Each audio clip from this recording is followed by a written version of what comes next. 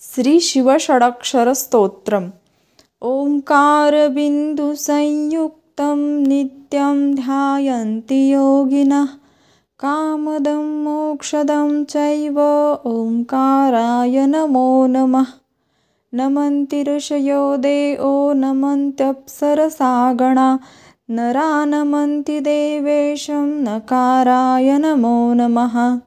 महादेव महात्मान महाध्यानपरायणं महापापहरं देवन्मकाराय नमो नमः। शिवशान्तजगन्नाथ लोकानुग्रहकारकं शिवमेकपदं नित्यं शिकाराय नमो नमः। वाहनवृषभो यस्य वासुकी कण्ठभूषणं वामे शक्तिधरं देवं वाकाराय नमो नमः। यत्र यत्र स्थितो देवः सर्वव्यापी महेश्वरः यो गुरुः सर्वदेवानायकाराय नमो नमः।